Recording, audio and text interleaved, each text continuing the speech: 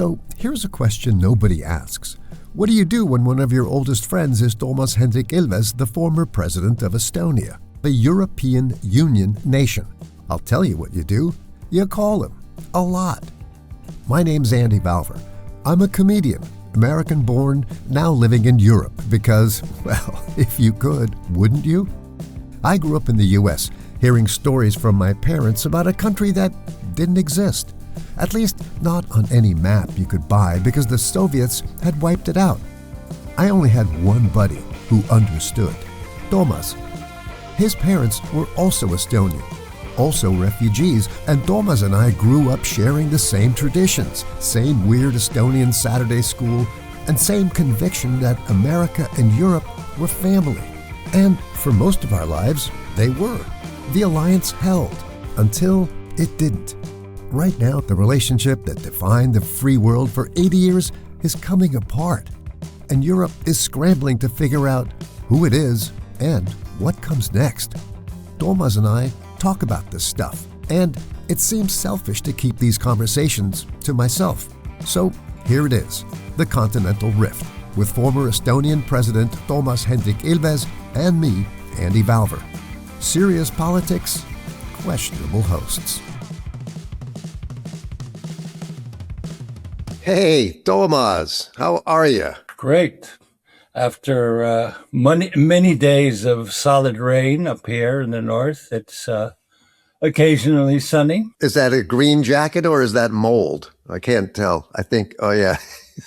No, well, it's a rain mold sun joke. It's a thing. No, you get it all wrong. It's Estonian professorial military camouflage. Well, it's the professor on summer vacation look. No, this is when we're on military maneuvers. And in Estonia, very formal military maneuvers. You have to at least wear a jacket. Well, if I'm going to be professorial to the troops, I need to blend in. Well, it's great to see you again. Today is July 9th, and wow, it's Thursday, but a lot has happened this week. On this episode, we're going to take a look at the NATO Summit in Ankara. We're going to look at the Le Pen resurrection.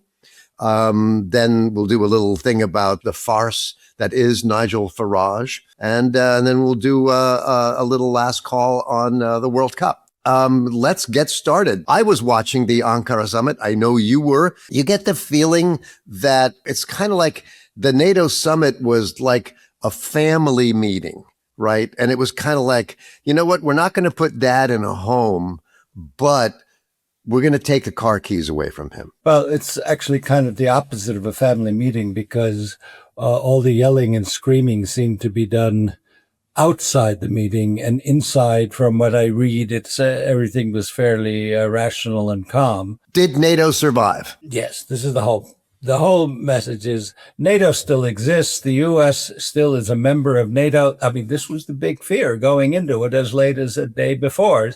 Is Donald Trump going to march out of NATO? Well, I mean, let's be honest. I mean, President Trump has consistently threatened to take the U.S. out of NATO.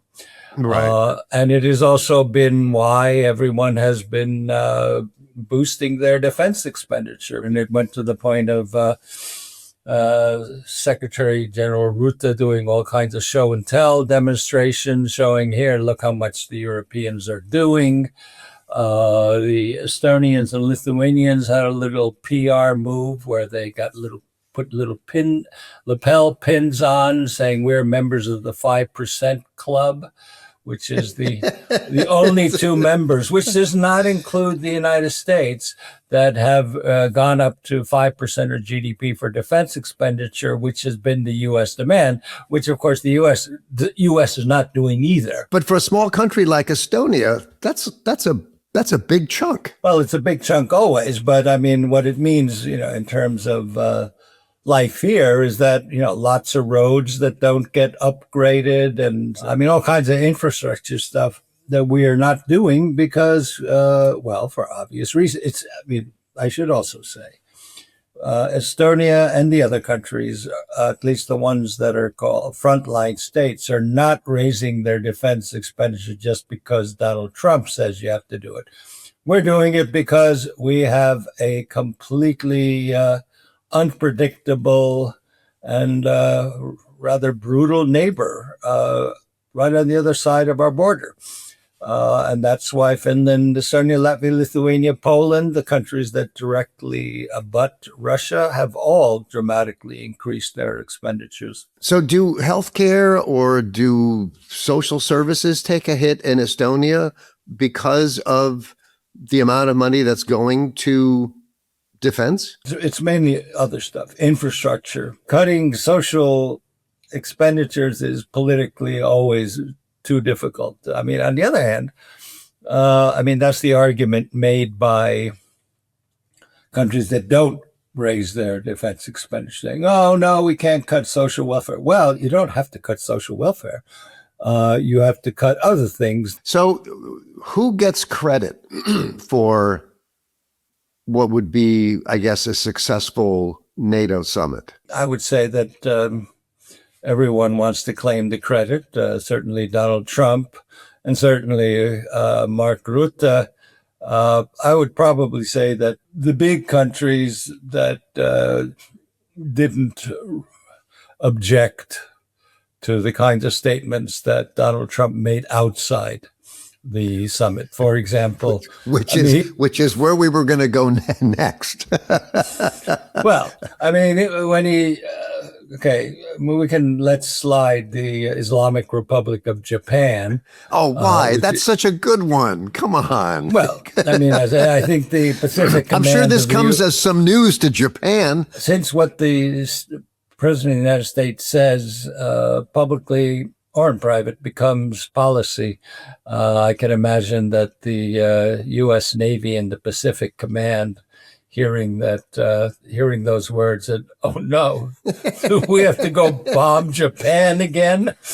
Wasn't the last time bad enough?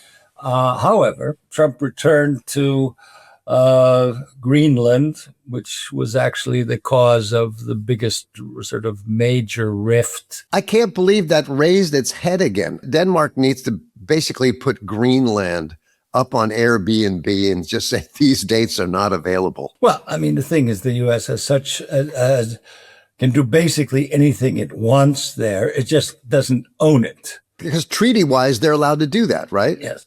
And so, but nonetheless, Trump went on and on about Russian and Chinese ships encircling Greenland, which, as far as anyone knows, is not the case. Wait a second. I read that too. I mean, he said, well, there's Russian and Chinese ships all around Greenland. But, okay, right, it's Trump. Sorry. Okay, never mind. For a second there, I was actually listening to what he said. But there was a couple of other good comments. He referred to the president of Ukraine as... Mr. Putin. Mr. Putin. Is that a Freudian slip? I mean, for me, the highlight was actually Zelensky's response when Trump said, well, would you meet him? And he goes, well, I go to Moscow, but it's a little dangerous there because of the Ukrainian drones. What a comedian. I mean, he's very good. And of course, the other thing we heard outside the meetings that does seem to be turning into policy is Trump's continued anger at Spain. Came forth as saying we have to end all exports to and imports to Spain. Does he not understand how the whole EU thing works?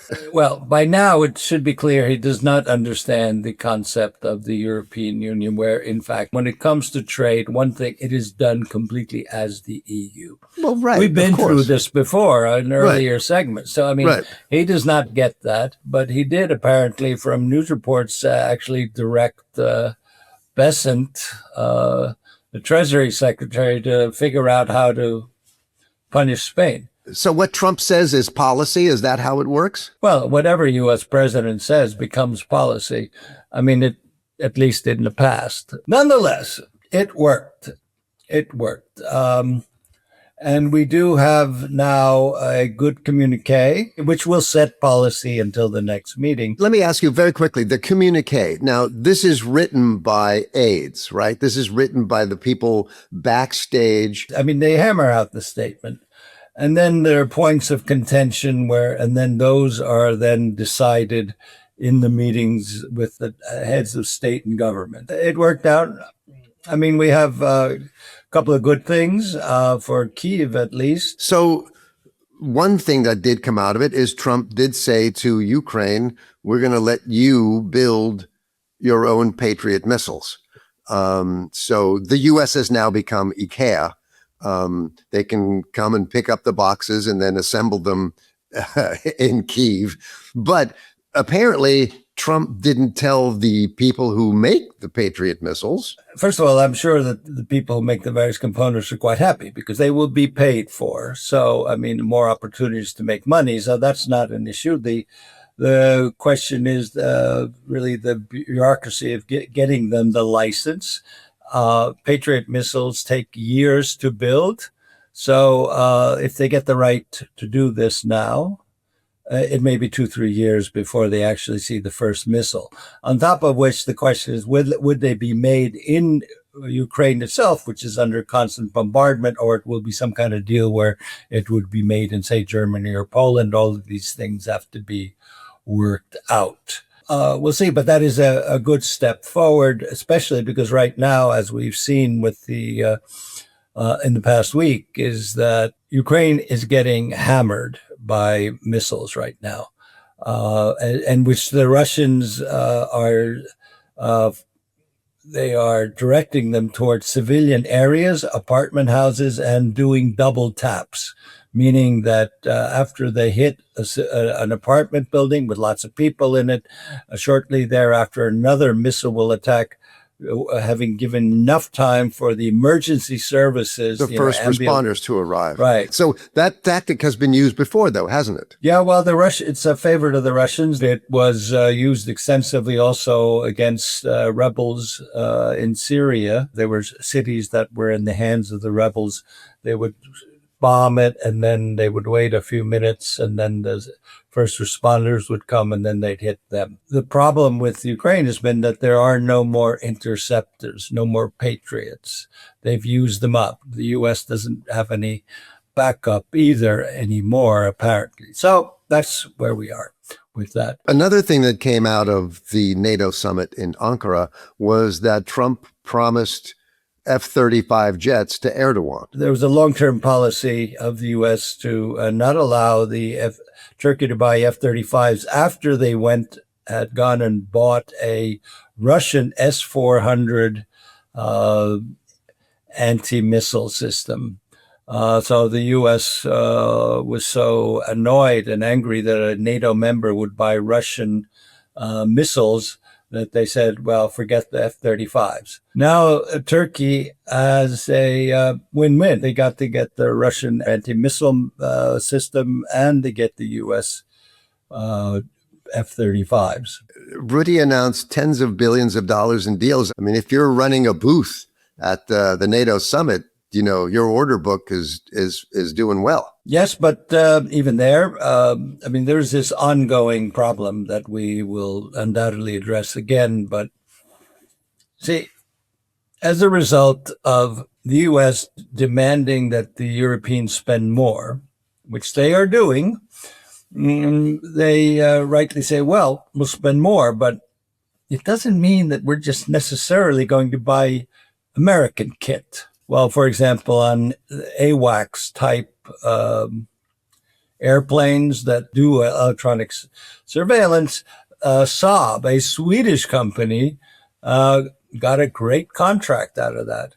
And so we're in this catch-22 where the U.S. get very annoyed when the Europeans go and say, well, I mean, if we're going to spend all this money, why don't we spend it on our own companies? Are Europeans capable of getting together and building this complex stuff, these complex arms systems? Yes, they are. Not everything. They can't do F-35s.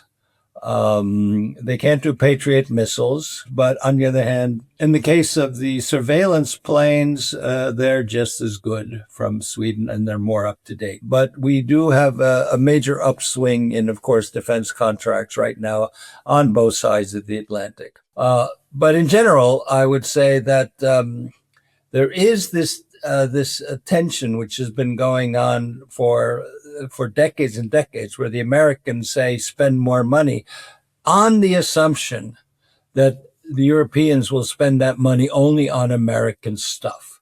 Right. But we're not obligated to, right? And we can buy it from wherever we want, right? We're not obligated, though there is the safe loan program does have a European-only clause to it, so that if you're going to use this money, you would have to actually give preference to European companies, which has made the U.S. Semi-ballistic, because they say, no, you can't do that. But at the same time, the United States does not allow its own military to buy non-American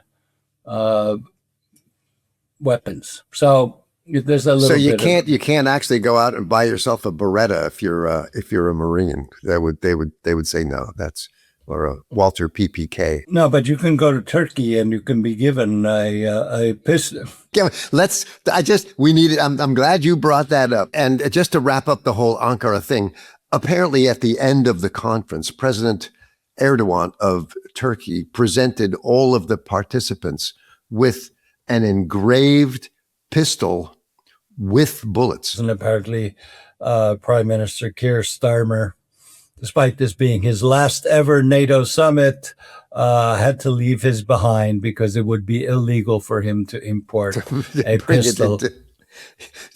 Nothing says defensive alliance like, hey, here's your pistol.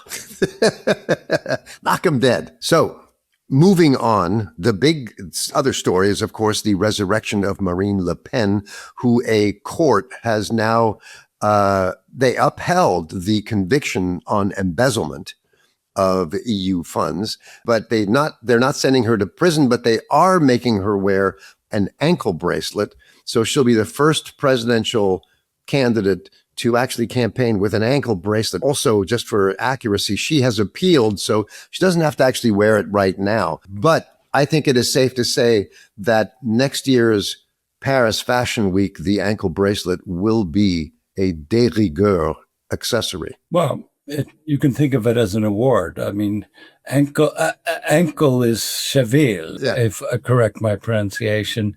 So having an ankle bracelet would make her a chevalier of the Légion d'honneur. Question is, will she wear it on her left or right ankle? Well, she's, of course, right wing, so probably the right. But then it depends which way you look at it. My question is it Chanel, Dior, or who's going to do the exactly. The styling?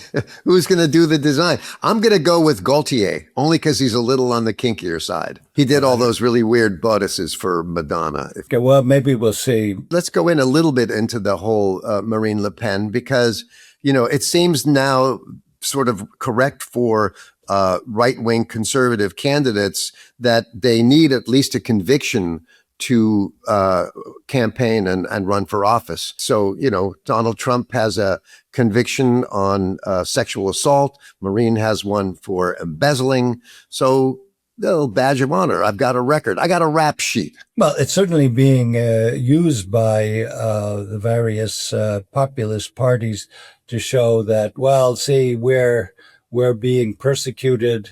This is lawfare, which of course hasn't stopped in the case of the U.S. from going after the opponents of Donald Trump with all kinds of not very strong cases. We can't say the term witch hunt.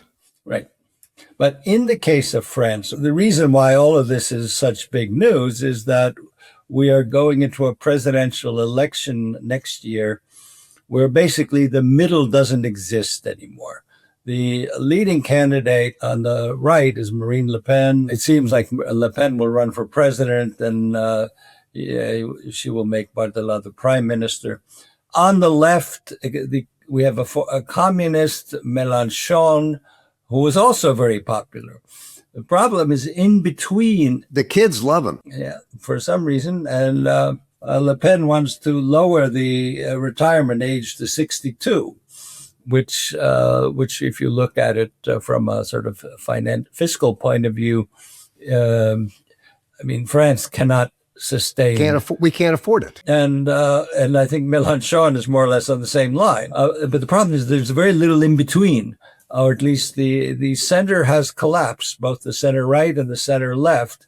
And so we're going into an election where you could easily end up, given the French system, with a runoff between a far right candidate and a far left candidate. Which leads me to my next question. Macron's been in power for 10 years. Why hasn't he built a system, a party? Well, he built a party, and the party has collapsed, basically, because while he's been very active on the international stage, and we, of course, know him almost exclusively from his role trying to do all kinds of things internationally. Trump whisperer?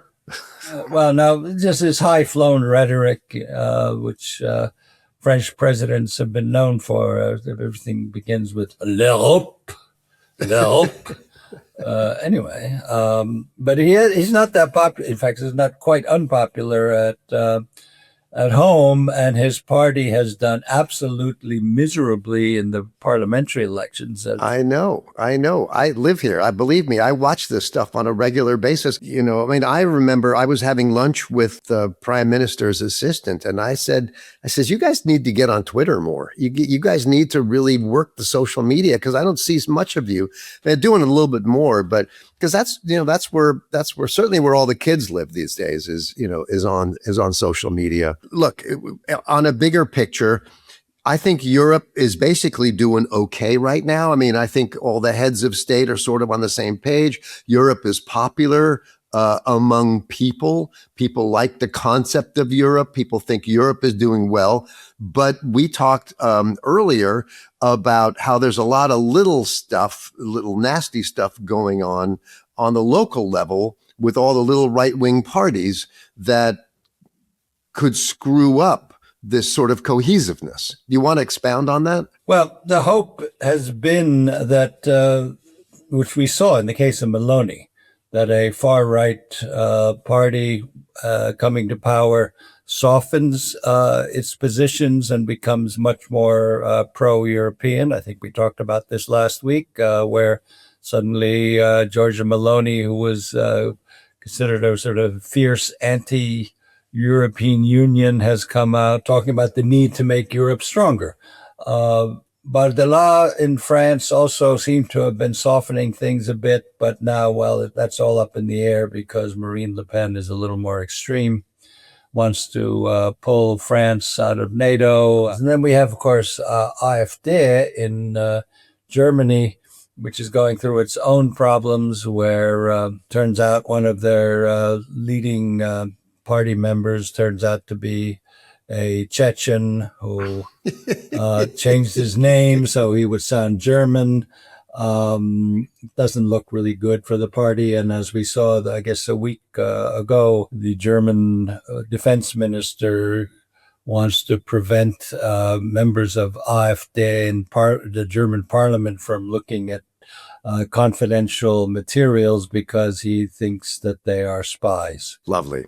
So, all right. So let's move on from that to another right-wing candidate, the Farage farce. One of the leading campaigners for Brexit was Nigel Farage, and he is now being accused of accepting £5 million or dollars, and he has stepped down and is going to stand again, I guess, in a by-election. Another example of the right wing getting caught with their hand in the cookie jar. The British system, or actually the same is true in the US, where you have a first press, the post-electoral system, no party list. That means that if you quit your position, there then has to be a new election to elect someone to the parliament to take that seat.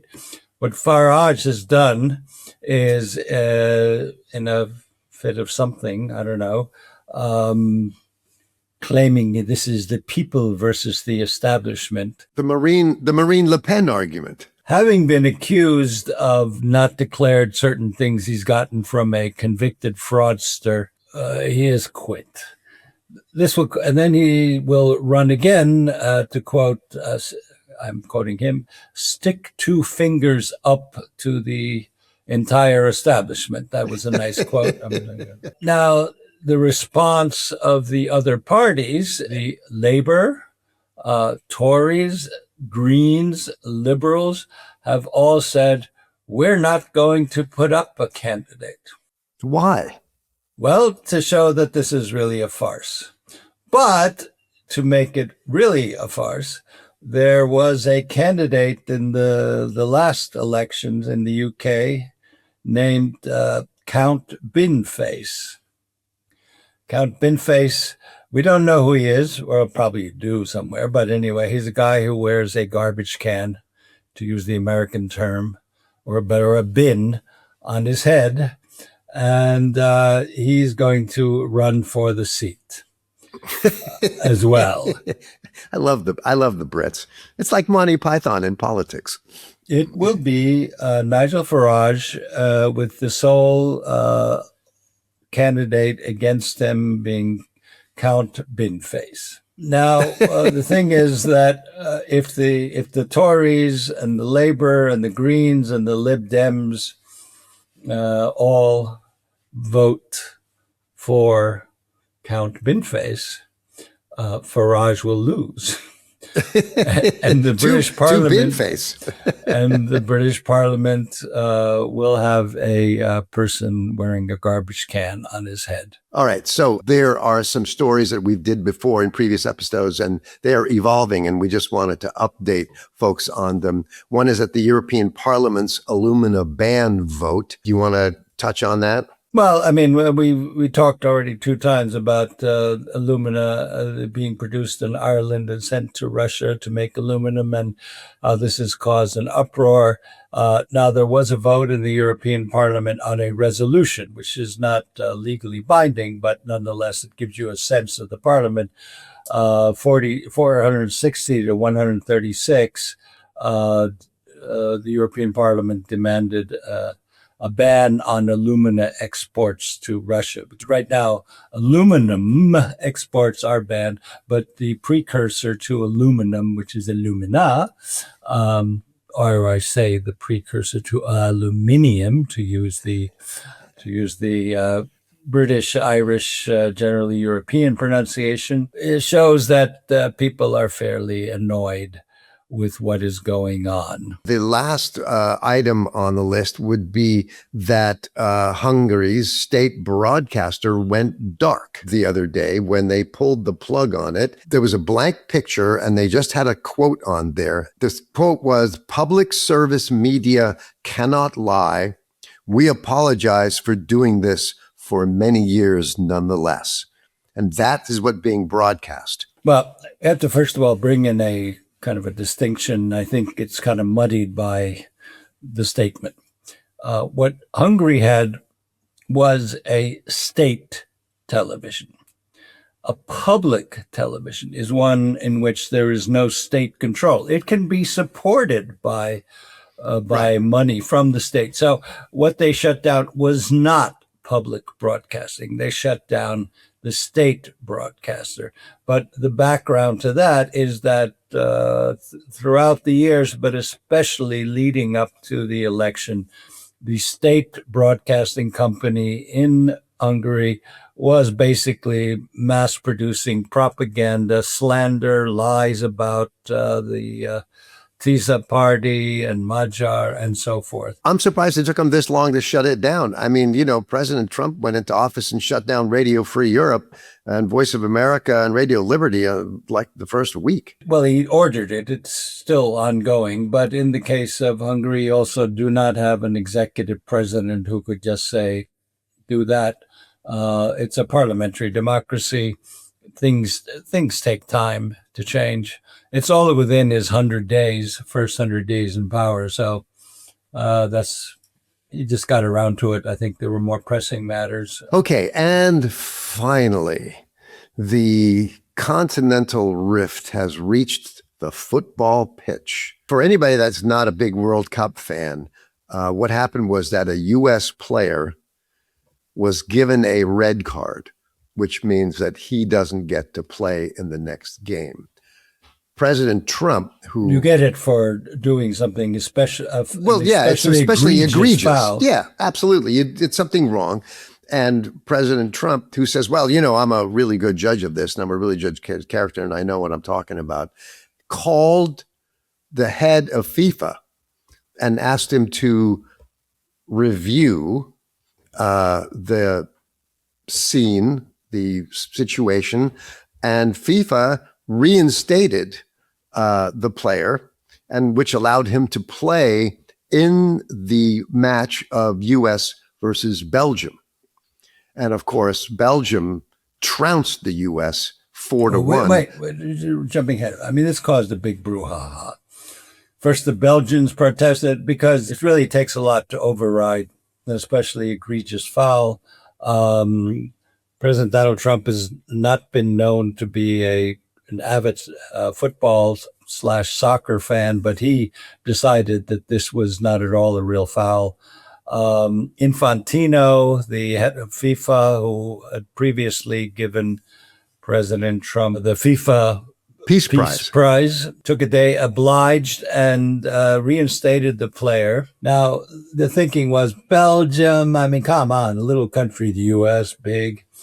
But as it turned out, the Belgians, as you said, beat the Americans 4-1. And as a result, the U.S. is knocked out of the World Cup competition. I mean, a lot of soccer fans cried foul at this, but UEFA also cried foul, said this is absolute nonsense. That is the European Football Association. We had this new rift between the Europeans and, well, FIFA, which is international, is worldwide, and the United States. It's Swiss, basically. It's headquartered in Switzerland. Yeah, okay. So, but I mean, the point is this was done at the bidding of the United States. But yeah, exactly. But it turned out not to make any difference anyway. Exactly. Proving once again that anything that President Trump touches turns to fill in your own adjective. That's about it for this week, I think. Always a pleasure. I want to thank my co-host, Toomas Hendrik Ilves, the former president of Estonia. And I want to thank our listeners for tuning in and listening to us. We know that your time is valuable, so we appreciate you giving us some of your time. And let me just say that please consider subscribing or liking the Continental Rift. Subscribe to us on YouTube if you would. I'd like that. We're on Spotify, Apple, the usual things. You can support us at Buy Me a Coffee, or you can email us if you have comments, which we would love to hear from you, at rift@freshlens.film. The Continental Rift is hosted by Toomas Hendrik Ilves and me, Andy Valder. Our executive producer is Fred Casella. It's edited by Conan Roberts, with music by the Estonian folk fusion group Pavel, and animation and brand design by Roland Seer. The Continental Rift is a Fresh Lens production. All rights are reserved. We'll see you again next week.